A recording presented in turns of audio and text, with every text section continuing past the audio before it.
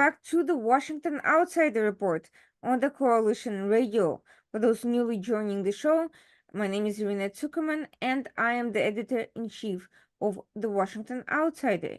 Today we have a book talk about something both classical, enduring, and also with very significant contemporary implications. And we are talking about the solving of a 2000 plus a year old mystery about mystery, and I'm using the word in it's a bit of a trick point, as we'll see very shortly, of the circumstances surrounding the execution of Socrates and the historical context that could explain why exactly his life was so ruthlessly ended, and more importantly, by whom. And the author of the book that sheds light on these fantastic developments, you can see the book right here. It's called The Shadows of Socrates, is Matt Gatton, who is based in Santa Fe, New Mexico, and he's a pioneer of the study of ritual and aesthetic use of physical light in prehistory and classical antiquity. And his work has been published by the Journal of Applied Mathematics. He is also an artist, and you can see some of the beautiful paintings right behind him, and overall a great public intellectual. So Matt, thank you so much for joining the program today.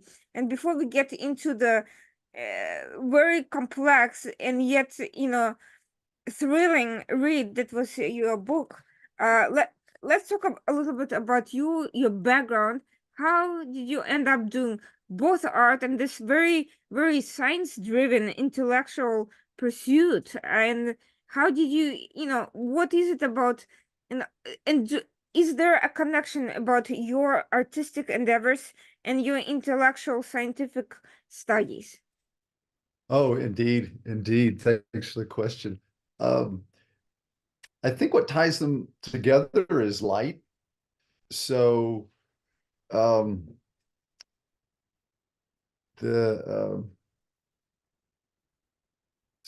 got really interested in ancient Greek history as a small child. That's sort of the starting point. So I had this Greek great grandparent who had passed long before I was born. And there was this picture of him on the wall. And it was one of those old oval frames with the convex glass over it. And I was mesmerized by it. So staring at his face, and I guess him peering back at me, something happened there. And the house was stacked floor to ceiling with books. So I'm sure they were putting ancient Greek books in front of me.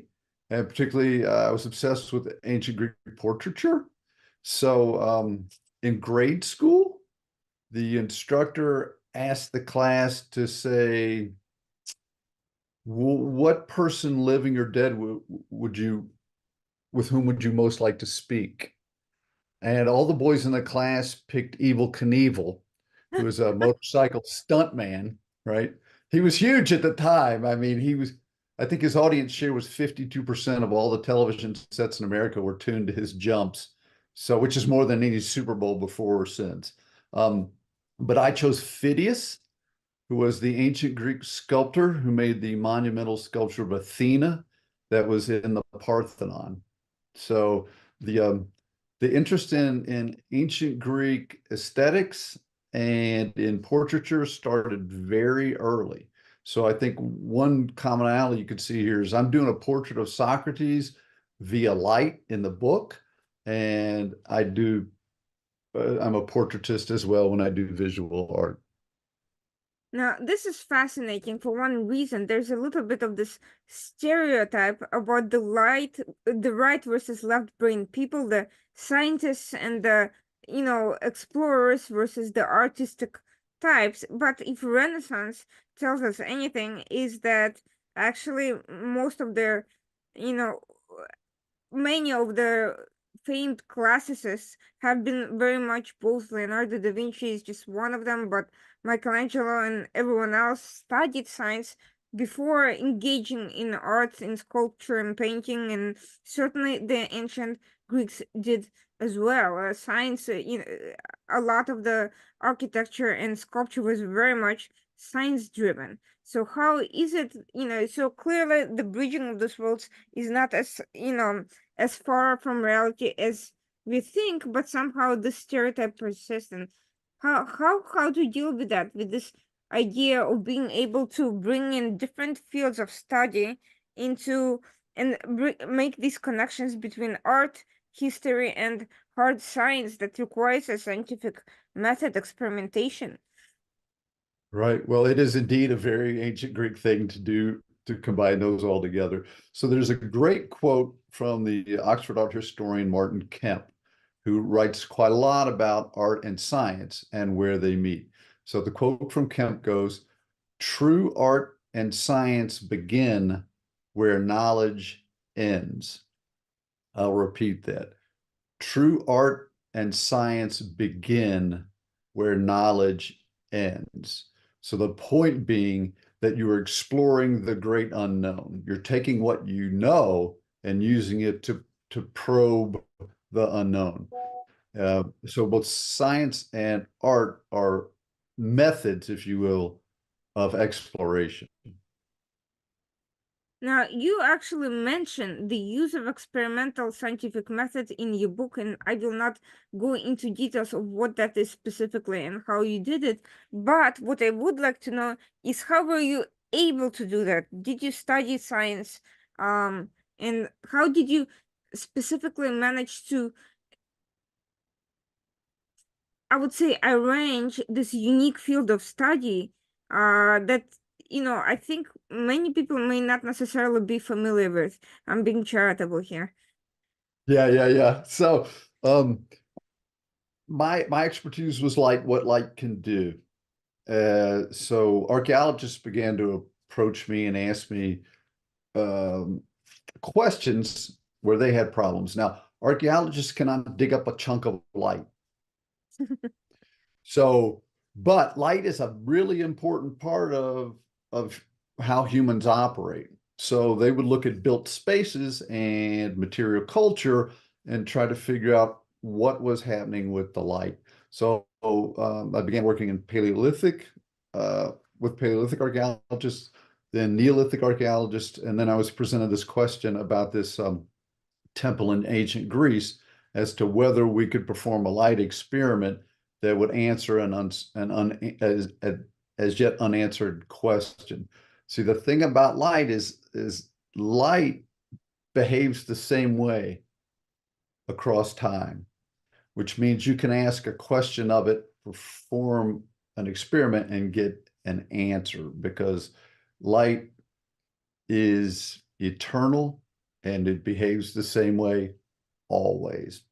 So, but to get back to your specific question, so within the field of archaeology, there's a subdiscipline called experimental archaeology, where you go back and you try to rebuild or recreate some event, action, or structure, or as simple as learning how to knap blades or rebuild Paleolithic huts.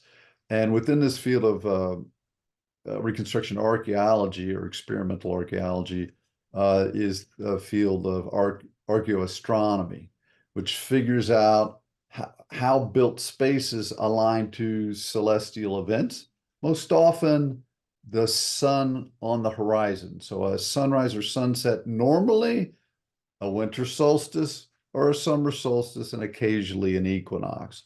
So I'm the co-founder of a field called archaeooptics, where we just turn the attention 180 degrees around. Instead of looking out from the structure to see where the sun is, look the other direction at what the light is doing inside the space. So I'm guessing the Stonehenge would probably figure quite prominently among the students, as well as various types of pyramids around the world.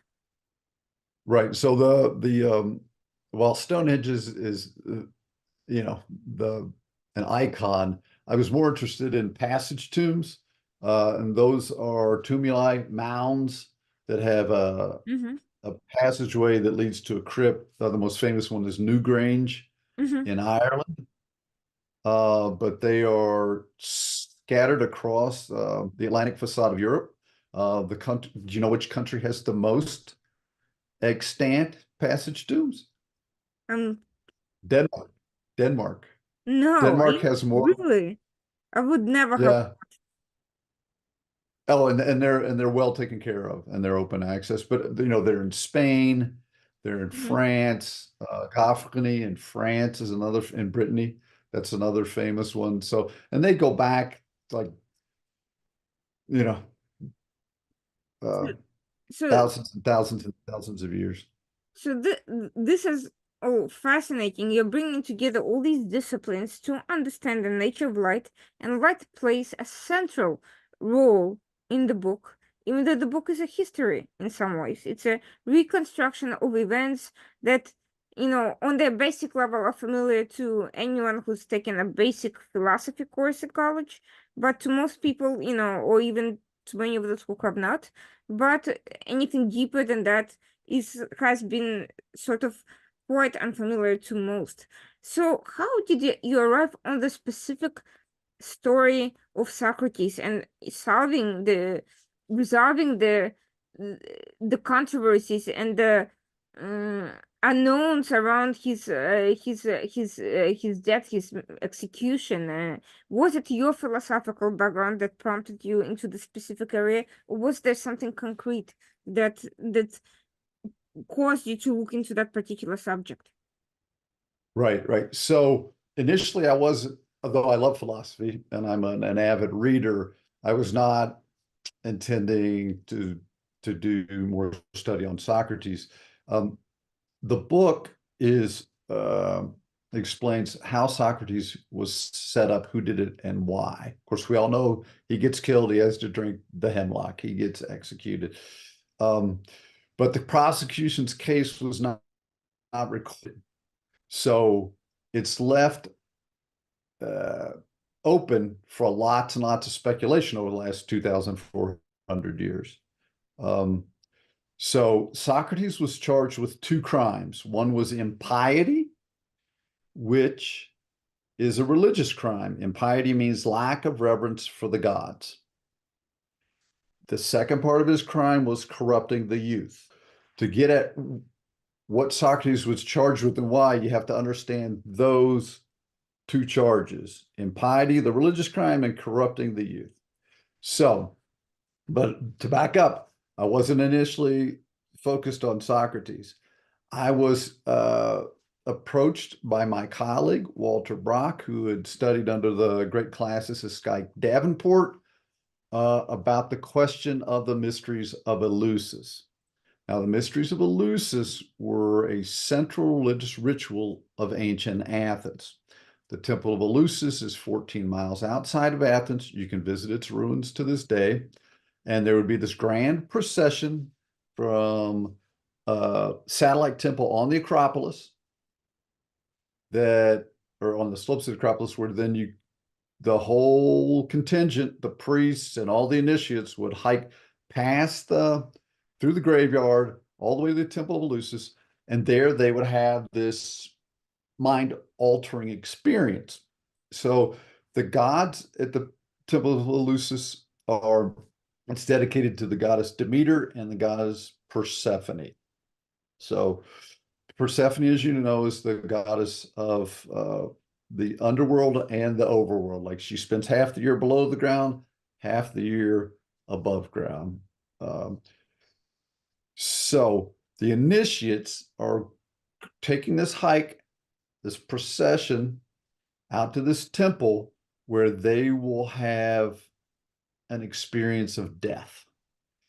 They're going to go through some horrible things in the dark, and then they will come upon this epiphany, if you will, which ancient Greek for appearance, where the goddess Persephone shows up as this phasmatophos, as this apparition of light, and then she blesses the initiates with a blissful afterlife. So the way the afterlife works in the ancient Greek context And again, with a tradition that long, it changes over time. But when you die, you go to Hades. And in Hades, there's this island called the Elysium, which is named after Eleusis. And then that island is the closest thing that we have is the concept of heaven. Like this is just the pure bliss afterlife. So once you've been initiated into the mysteries, you've earned a blissful afterlife. So that's what happens at the mysteries of Eleusis. The mysteries of Eleusis is a very important ancient ritual, even though most people don't know about it. It's where we get the Eucharist. There's a baptism, like there are all these steps in this process, the washing with the water, the drinking the sacred elixir of the goddess, that end up in different forms in Christendom. So it's almost like they just plucked Persephone out of the picture, stuck in Jesus. The ritual stays the same. The ritual stays the same.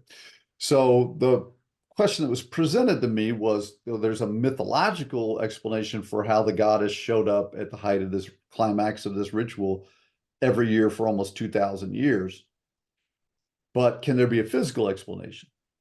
So I began experimenting, looking at the archaeological diagrams, looking at the reconstructions, went to the Temple of Eleusis, did a bunch of measurements, and figured out that the priests of Eleusis were using a very simple optical trick to make the goddess appear as light.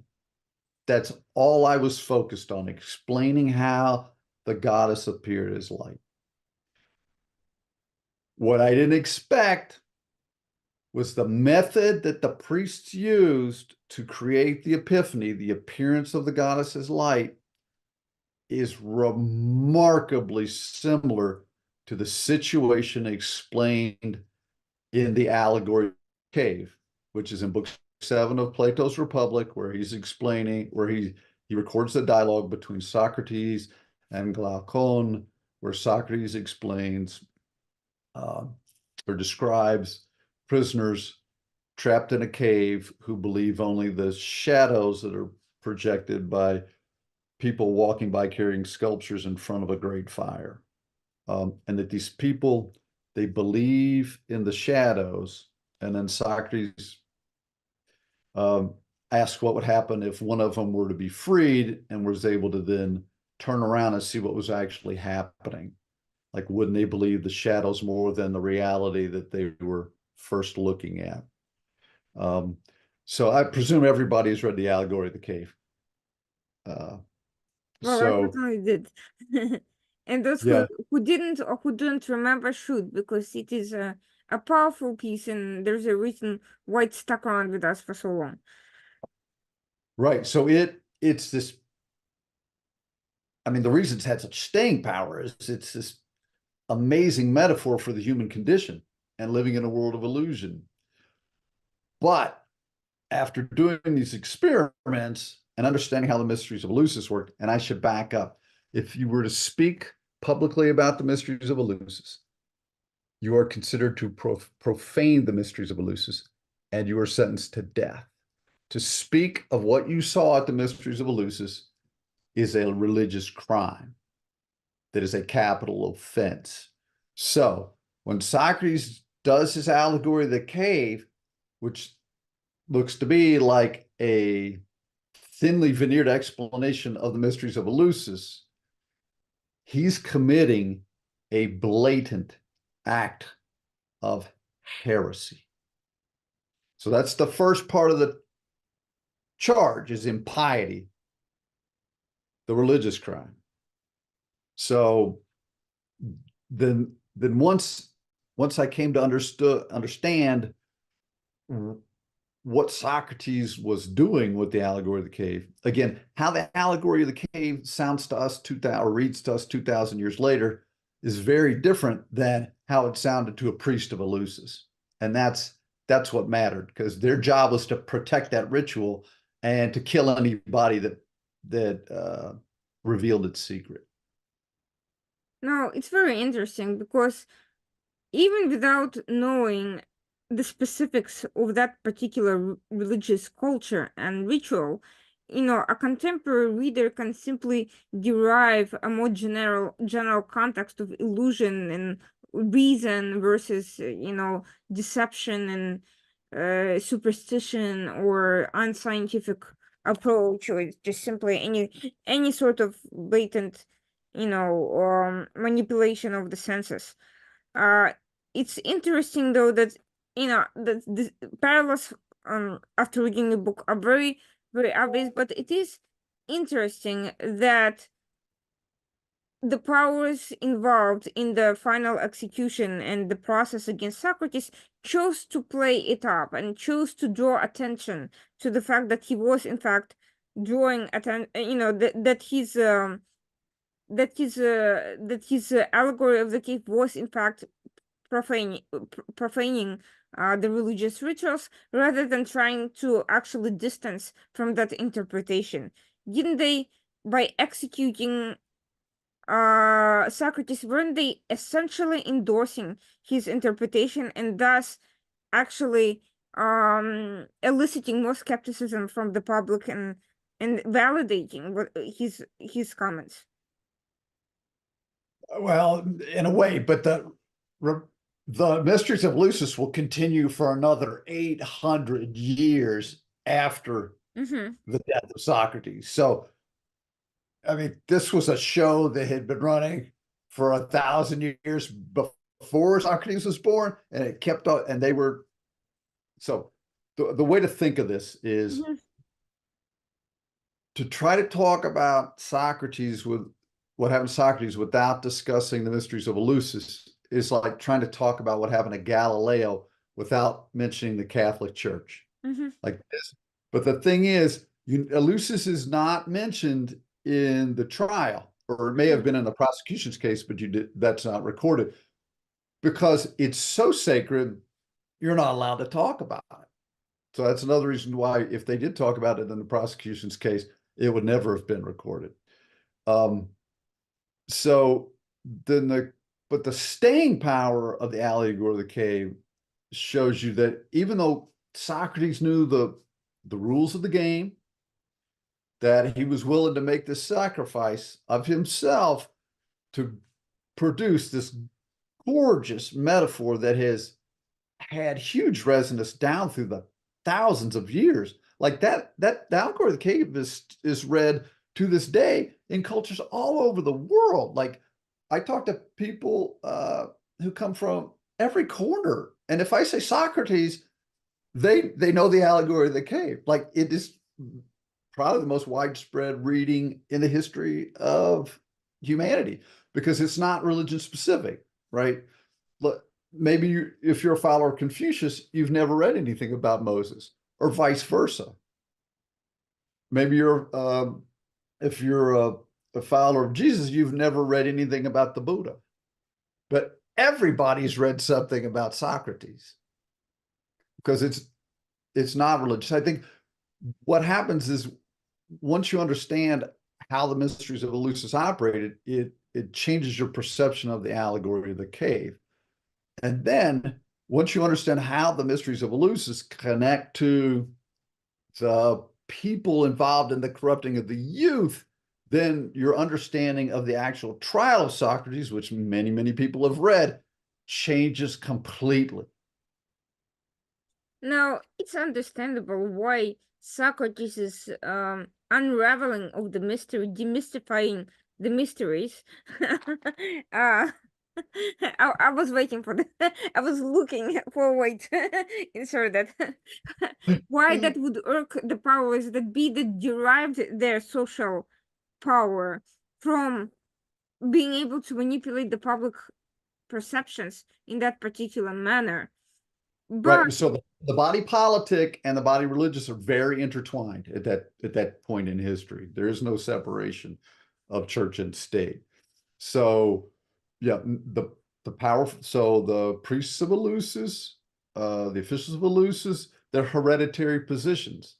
And you have to pay to be initiated into the mysteries of Eleusis. So they make money off of the the gate fee, if you will. And What a great the scheme, if not to say scam. yeah, yeah, sure. And there are two very bad people in this uh, story, and they are half brothers.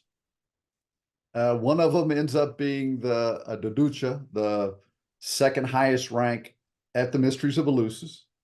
So he has incredible power, and he's has the Mysteries of Eleusis condemn people to death all the time. So he has the power of life and death over a lot of people, and he uses it.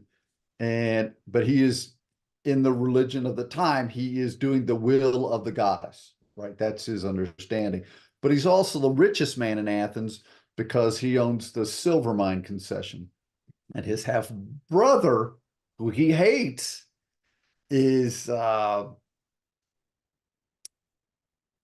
one for the ages. I don't know if you're ready to go into that part or not. Oh yes, I'll and that brings me exactly to the point. So, the religious, portion of it is pretty clear. Nobody wants, a potential, somebody, a whistleblower who is going to pull the curtain on your, little, deceptive, public deception that's making so much money, and that keeps the populace in check, and that keeps them beholden to you. I mean, it's a source of power, and for Callius especially, and it was a source of power not just in absolute terms, objectively speaking, but vis-a-vis his half brother Alcibiades, the military counterpart to the religious rule of law. So this Alcibiades, he was a student of Socrates, and that was part of the problem. The portrait of oh this yeah. character that goes through all sorts of um adventures and switches sides politically multiple times throughout the story, and seems to gravitate to any faction and uh state and power that can save him from his own past and elevate him to power. This character is at the center of this controversy, and he may be the indirect reason for accusations of the corruption of the youth against uh, Socrates, albeit decades after the events in question. So the question is, what is it about the rivalry about of these two half brothers and their quest for power? And what is it Alcibiades' approach to power and his personality that drives so much of this historic chain of events that ends in tragedy for Socrates, who clearly did not intend to corrupt anyone? I mean, it's so obvious from the context. Yeah, it's that is quite the tale. So the second part of the charge against Socrates is corrupting the youth. So it's important to know who the youth are and Mhm. what sort of corrupt things they did. So a couple of Socrates' former students are going to destroy the state. Um, Democracy falls twice during the heyday of Socrates, each time triggering a civil war. So it is ugly. So backing up to the two half brothers, Alcibiades and Callias. So Alcibiades and Callias are raised in the house of the great Athenian general Pericles. The golden age of Athens, where they build the Parthenon, where they expand the Delian League, that's rightly called the age of Pericles. He's probably one of the greatest public speakers of all time. His funeral oration for Athens' war dead really serves as a template for Abraham Lincoln's Gettysburg Address. So, I mean, people study the classics and it pays off. So what happens is Alcibiades' father gets killed in battle. So then Alcibiades' mother, who's a cousin of Pericles, moves into Pericles' house with this young boy. Now, Callias' father, Hipponicus, is the wealthiest man in Athens, but his wife divorces him and then marries Pericles. So you get these two boys from separate aristocratic lineages, perhaps each feeling superior to the other, uh, being melded into this sort of Brady Bunch situation, right? Now, Pericles has two sons of his own. So he has two legitimate heirs who are going to take over when he retires or dies. The problem is that a plague um, cuts through Athens, and it kills Pericles and both his legitimate heirs. And that opens up a path to power for Callias and Alcibiades. So Callias, again, he's going to be the richest man in Athens, and he's going to be an Eleusinian official, an official of the mysteries. And Alcibiades has a direct path to becoming a general. Like that's what his family does. Now, Alcibiades is probably a psychopath.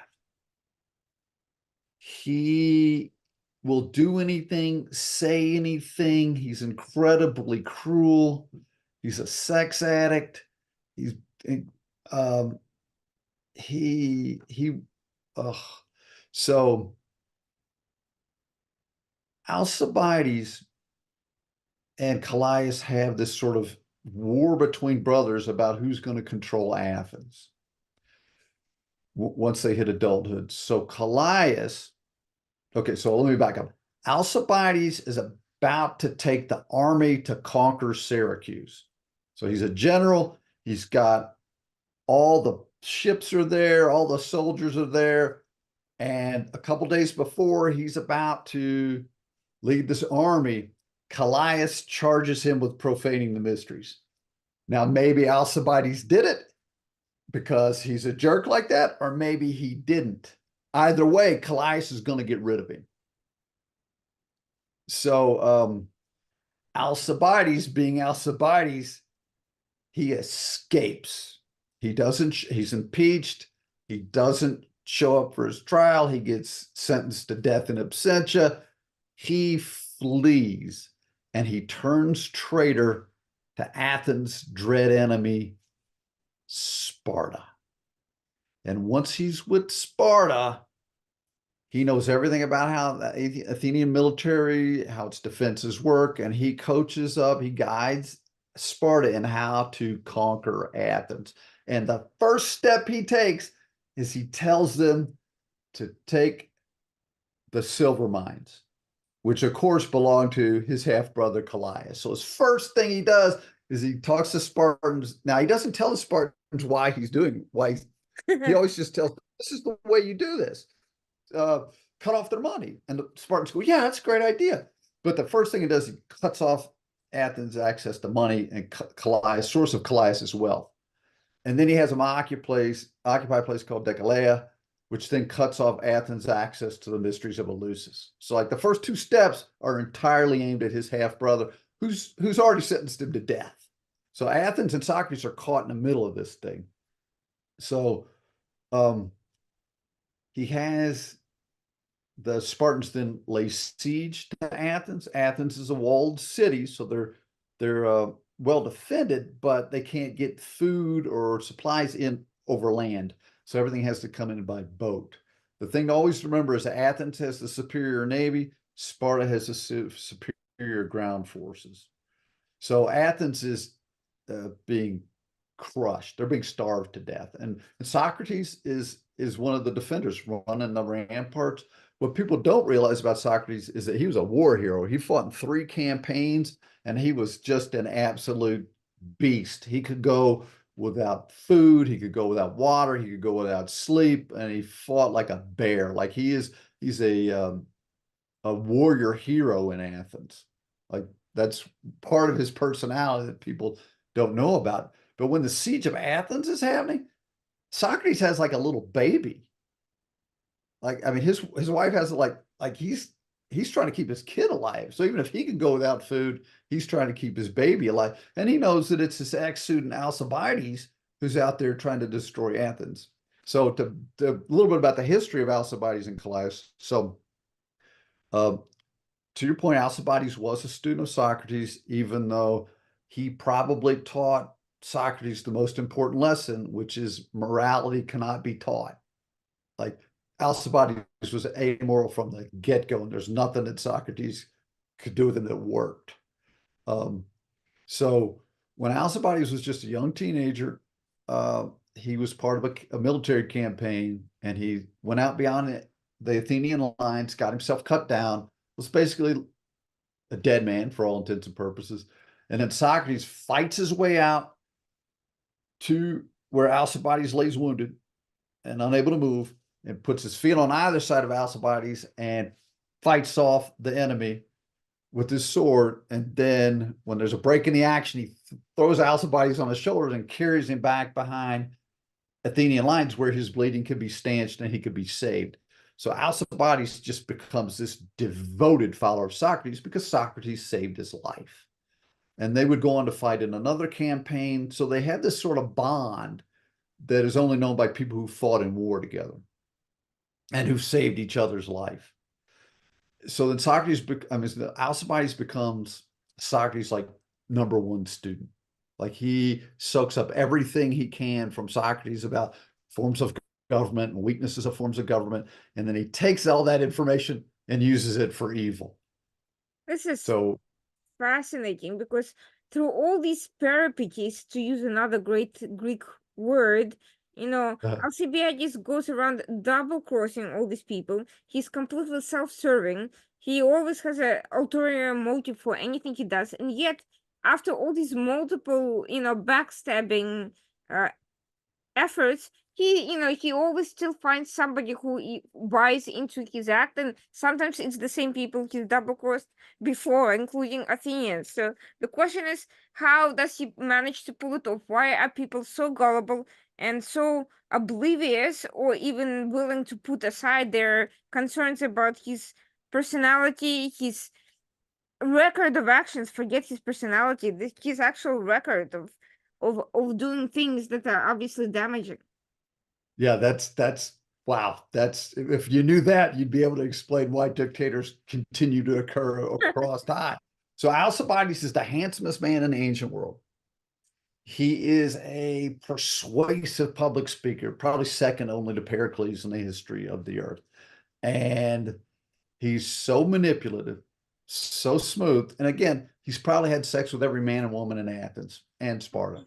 Like, so he's just got a way of working things out. So when he's in Sparta and Sparta is crushing Athens, you're going to understand why people in Athens are going to have strong feelings about Alcibiades because they're being starved and killed because of Alcibiades. Throughout history, teachers get credit for their good students, and for Socrates, that's Plato. And even to this day, teachers get a certain amount of blame for their poor performing students. And for Socrates, that's Alcibiades. So they're going to look to blame somebody for all the stuff that Alcibiades does. And his teacher is going to be an easy mark because there's nobody more corrupt than Alcibiades. So he's in Sparta. He's taught them how to defeat Athens. Athens is barely holding on. And then Alcibiades gets the Spartan queen Timea pregnant. The Spartan king is not happy about this at all. So then the Spartan king puts an execution order on Alcibiades. So Alcibiades has to flee Sparta. So he flees Sparta. So now there's a death sentence against him in Athens and in Sparta. So all of Greece wants him dead.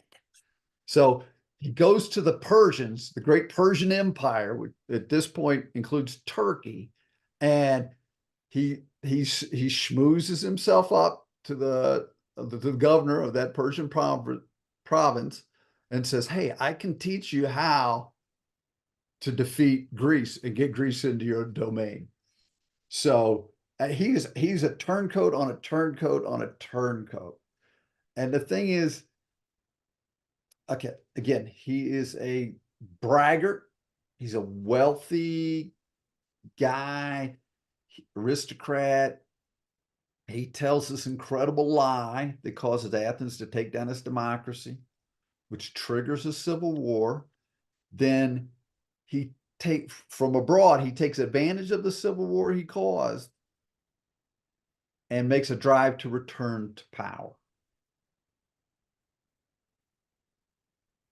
Shockingly, after years of being out of office in Athens, the Athenian assembly votes him in as autocrat. So this is his second go at power in Athens. Now, he has already unleashed a bunch of dominoes that, as they fall, are going to end with Sparta taking control of Athens. So once Alcibiades is back in Athens and it has a second term, if you will, Athens goose is cooked. Athens goes from being a crown jewel of the ancient world with its architecture, its art, its philosophy, its science, its medicine, to being crushed by Sparta in a few years' time, all because of one man's fragile, almost childlike ego.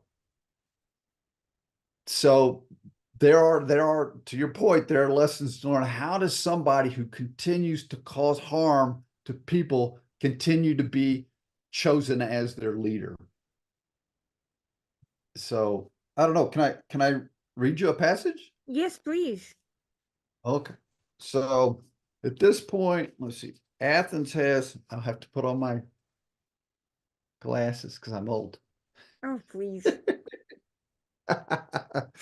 Okay, so Alcibiades is back in Athens. He's been named autocrat, which means he has sole control of the military. Normally, control of the military is power in the military is divided between several generals. Now he's the sole general. Now that makes him the autocrat. So they the people now want to name him tyrant. A tyrant then gets sole political power. So if he gets sole political power with sole military power, then he becomes like a king. So Callias, his half brother, who's tried to kill him before, is really scared of the idea of Alcibiades being named tyrant, because he knows for sure Alcibiades is going to kill him.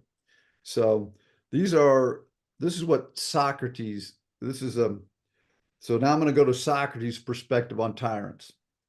There's no word on Socrates' feelings about the chatters of Alcibiades being named tyrant, but Socrates' perspective on tyrants in general is well recorded by Plato. To Socrates, the flaw of democracy is its vulnerability to tyrants. The populace, the mob as he calls them, are gullible and can easily fall under the spell of a charismatic leader. Alcibiades certainly fits the bill. In Socrates' estimation, the tyrant first appears as a protector. The people have something they fear, either inside or outside of the state, either real or imagined, from which the tyrant claims he can guard them. He will make them the victors. The people flock to him of their own accord, for he pays them in lies. Lies they want to hear, lies they want to believe. They are superior. They are true patriots. His favorite tools are false accusations and unleashing his mob against the threat. In time, the tyrant erases any and all opposition, with unholy tongue and lips tasting the blood of his fellow citizens. He and his supporters are empowered by the purge, and the more detestable his actions, the greater devotion he requires from his followers. These words are as true in the modern world as they were in ancient Athens. Many countries today still struggle with this structural defect of democracy. The majority of the populace in a democracy may elect a tyrant who will invariably disassemble the democracy that elected him. A democracy can make a tyrant, but a tyrant can unmake a democracy. The weak portions of the populace yearns to be strong, so they attach themselves to a strong man, such as the allure of the bully, the appeal of the despot, the attraction of the tyrant. Ancient Athens is where democracy first began and first fell, and so can teach us lessons that are, unfortunately, still applicable. But for Socrates, the would-be tyrant is Alcibiades, who is, at least partially, one of Socrates' own making. Socrates had once before caused Athens to take down its democracy based on his outrageous lie and install an oligarchy that sparked a civil war. And he wasn't even in Athens at the time.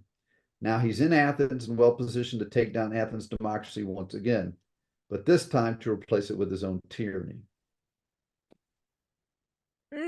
A lot of it seems very familiar, and we've seen this historically time and again, a combination of you know, external conditions, a charismatic personality, complete lack of ethics, populist demagoguery, and we get somebody,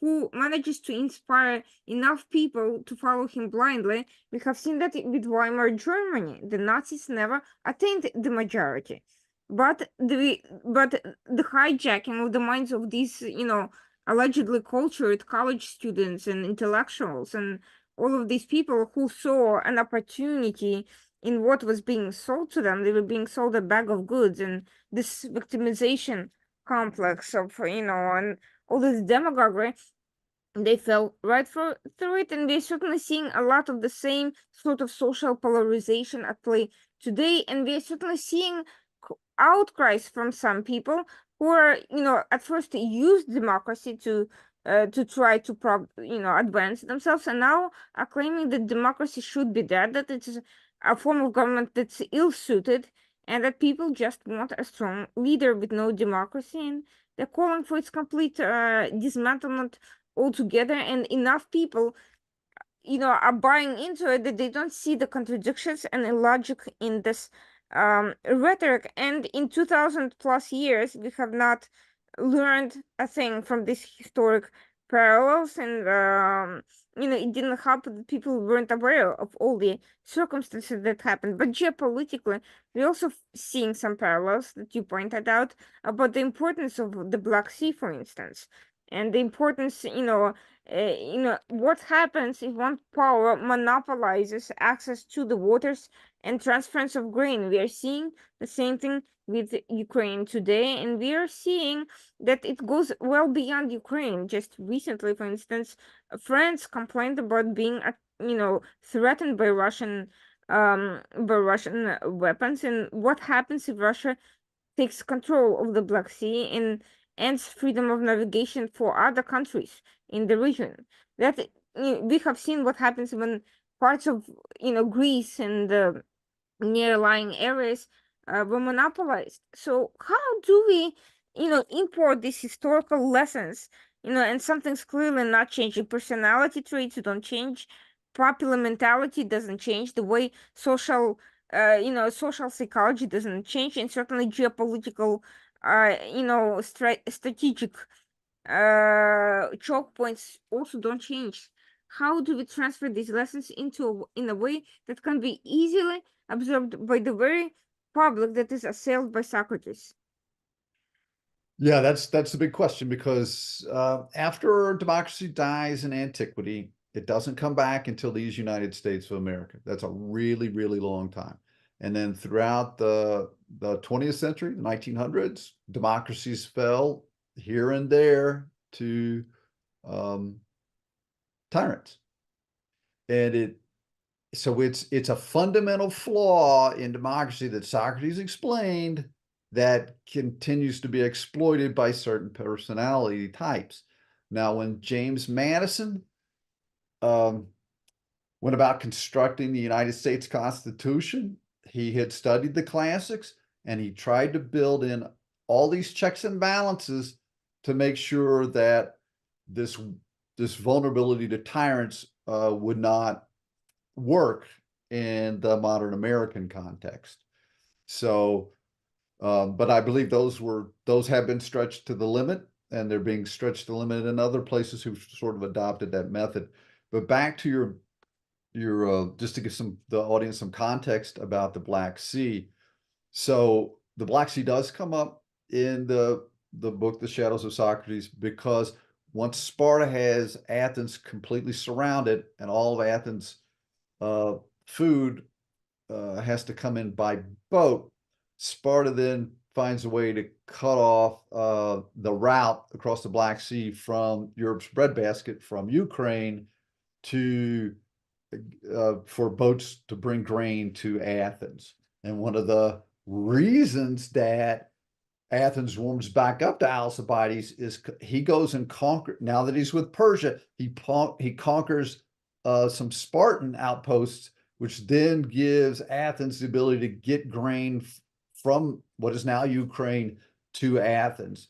So Alcibiades, like any other despot, does do things for a certain amount of population to get them to love him. Now, Alcibiades, at his core, what he does is he turns half the population against the other half by lying.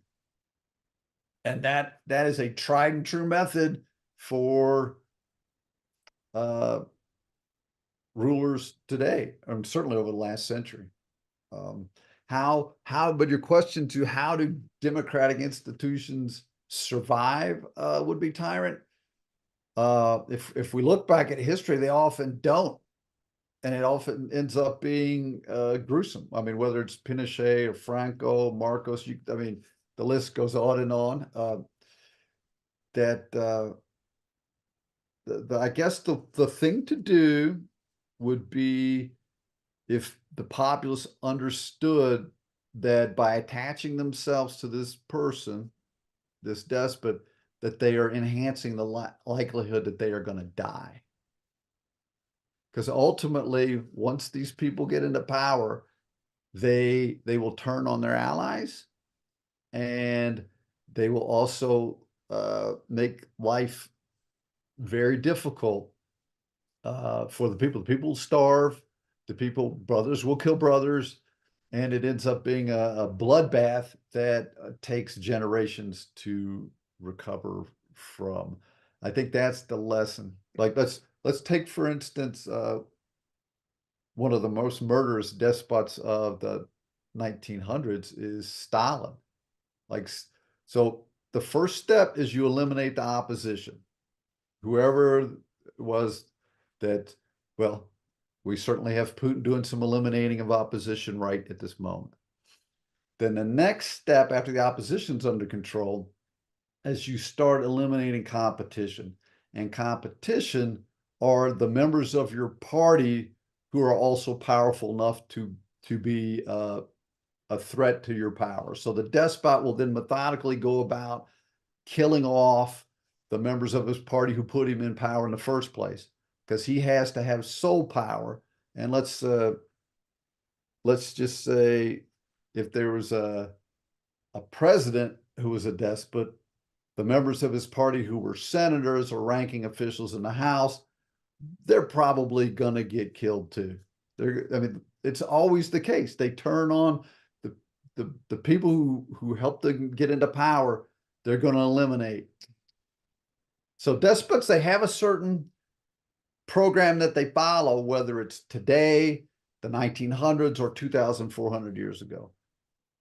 Whether they're literally killed or character assassinated and disposed of politically, the end result ultimately is the same, as we have seen with the so-called 30, the group of oligarchs that started out assuming power and ended up eliminating some of their own members who questioned the bloodlust and the absolute political intolerance towards anyone who questioned anything that they did. And there is the danger that when you subscribe to this sort of level of demagoguery and power lust, there's no end. You then have to, your confirmation bias then drives you to justify anything else that happens until it's too late to, until you end up the one being, being on the execution list, which is exactly what happened.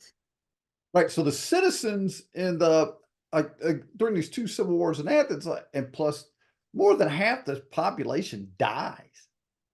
I mean, you're just look at your family. Say, okay, I've got 6 members of my family. 3 of us are going to die if we attach ourselves to a despot. And then here's the trick. Most of the time, the despot ends up getting killed. In this instance, Critias and Alcibiades, they get, so let's say you make a deal with Sparta, and then once Sparta's done using you, they kill you. Let's say right now, let's say that you're a leader of a nation state and you cut a deal with Putin, and once Putin's done with you and you flee into his fold, he's going to get rid of you. Like once you've served the purpose, he's done. Yeah. Certainly a lot of the traitors and a lot of the, a lot of the lesser known figures who have switched to sides ended up not doing well at the end of the day once they've outlived their usefulness. And people who think in terms of short-term gain. Alcibiades was fleeing from one crisis to another. There was never a path of smooth, you know, transition that he was pursuing. It was always he was stuck in some mess of his own doing every single time. This if we ask ourselves at the end of the day whose side he was actually on after all these side switchings, it was his own. It was always his own, and ultimately he had no one left loyal to him. He was he ended up being, himself victimized by the very intrigues that he spawned in the first place. So, there's a lesson in that for anyone who follows that course of action. Usually just don't, because it's not likely to work out for you. Very few of such people end up dying of old age in their own beds, reaping the success. And by the way, his whole half brother, based on what you tell me, also did not end well. His character assassination and smear campaigning brought him ultimately dishonor, and he lost everything he had accumulated to begin with. Oh yeah, there's absolutely like if you attach yourself to a strong man, the odds are that your life and your country's life is going to get a lot worse. His life will temporarily be better when he has all the riches and everything, but then most of the time, they end up getting got themselves. But let's say you die of like Franco of old age, your nation ends up in the gutter for generations. Like it takes a long time. So if you attach yourself to a demagogue, you know, it may be until your your great grandchildren before there's any standard of living back in your country. You Like know, it takes a while to heal.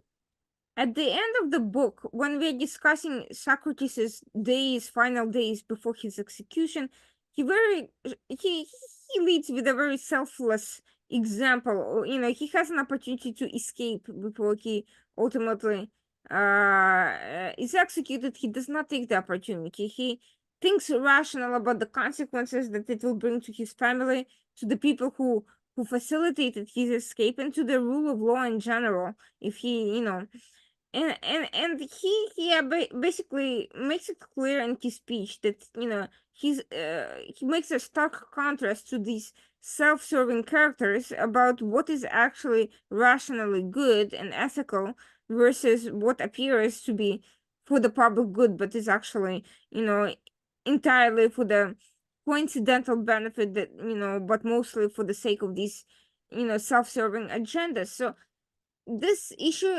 unfortunately, because we still live in the world of shadows, people are still blinded by outward gestures, and they cannot tell constructive criticism and rational approach in irrational times from this the noise that is populated by these charismatic figures who were well known how to appeal to these short-term impulses. So this is something that we're still struggling with to this day. And Socrates' death, it brings back into a sharp contrast. But the question is, let's say the lesson is clear, still how do we get past this public blindness? Especially, you emphasize several times it's important to know the classics. Today's generations, it's obvious to me, just don't read, they don't know history, they don't study history, and when they do,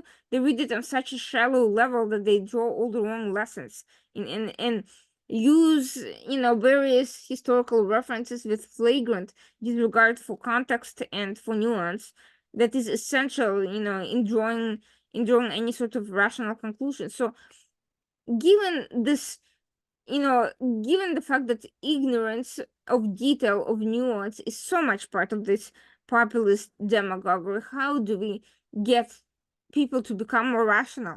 This is the question that even Socrates was not able to solve. Well, I do hope some young people read this book. Santa Fe has St. John's College, where there are a bunch of young classicists. So I'm sort of surrounded by a populace that makes me hopeful. But yeah, I mean, ancient Athens, if past this prologue, ancient Athens offers us a crash course in what not to do. And hopefully enough people will read this book and be like, whoa, I don't want that to happen. And, become civically engaged and vote and do things. I mean, because the truth is a lot of people in America don't vote. It's like, if you do care about your country, you should become politically active. Mm-hmm. Yeah. And at the very least, educated enough to be able to make a choice that's not hoisted upon you by somebody else, and but by your own, thoughtful analysis. Hopeful. Again, we're living in an age when a lot of the decisions are driven by emotions, by social media, or equivalent of public opinion manipulation. There was smear campaigns, emotional assaults, and reactions rather than forward-looking analysis that Socrates so much um advocated, and certainly very little skepticism of claims, very little. There's there's suspicion, there's distrust, but there's not a healthy, thoughtful skepticism. There is a big difference between, distrust and skepticism, and we are facing a big challenge with either. But you manage in a single book to unravel a 2,000-year-old enigma. You manage to solve a murder case, an execution case, and give life to a character that most people have never even heard of outside, Socrates and a couple of his most famous students. And you managed to draw these incredible geopolitical parallels across, thousands of years and, times and different areas of the world to bring to today's context. Given that if you accomplished all of that in one book, what's next for you? Is there anything left? Oh, there's plenty left. There's plenty left. Yeah. So I'm working on it. I'm working on it. Yeah, this could actually be, I could see this turning into a mini series or a movie. Is that something in your mind? Well, maybe there's your answer. People who don't read books but maybe watch TV, they can learn the lessons that way. Maybe. Exactly. Yeah. Exactly. Well, this was fantastic. I strongly recommend The Shadows of Socrates, even for those who are not particularly interested in philosophy, who think history is boring. You will find larger than life, grandiose characters who are as three-dimensional as anybody, any politician, a political figure, or would-be tyrant or real tyrant that you could see today. And I think many things are not only, you'll find everything that makes anything a draw. You'll find violence, torture, sex, egomaniacal personalities, intrigue, in courtroom drama. It's all in there. So there's everything for Plus anybody. some deep thoughts. Exactly, exactly. Behind all of this, somehow it also manages to bring very relevant, thoughts and questions into the limelight, and you even learn about light and the and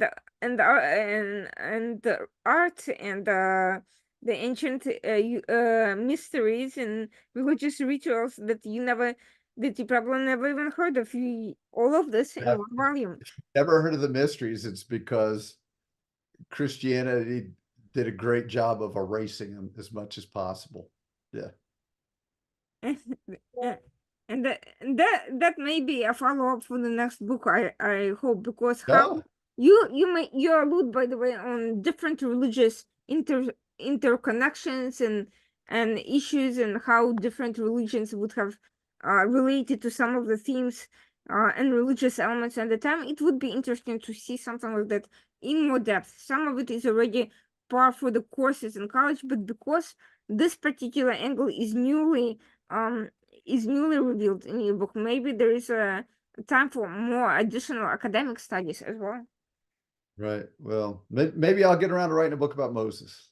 That would be good. There's a few mysteries, artistic and otherwise, there as well, and or certainly lessons also about different leadership styles that could Well, be quite relevant. but Mysteries of Eleusis, remember the Greek stuff is older than Moses, that this Hmm. is who Moses was arguing against. Like these mysteries are all over the ancient world, and that's what the Abrahamic tradition seeks to supplant. And that's a couple thousand years struggle because the um, mysteries don't get outlawed in the Roman Empire till in the 380s of the Common Era. So I mean, Hmm. it's a long battle. So you could, yeah, I don't know. We'll have to see. We'll have to see. But maybe Moses down the line somewhere. Who knows? Who knows? I'll Absolutely. have to we'll have to off camera have a conversation about what's next. Absolutely. Well, thank you so much for joining us today. I strongly once again recommend this reading, and it's very accessible. It's not super academic or written in, in any stuffy style. On the contrary, it's a very accessible, very fun read. And I was imagining all these characters, as I was reading, and hopefully there's value for it in the giving life to history in this contemporary context. Learning these lessons will hopefully bring back better outcomes for our own decision making in the near future. Thank you, Matt, for joining us today. For those watching the program, thanks again. Please join us again next Tuesday, 9 p.m. Eastern Standard Time. Thanks again, and have a great night. Thank you. I appreciate you, Irina, and the Washington Outsider.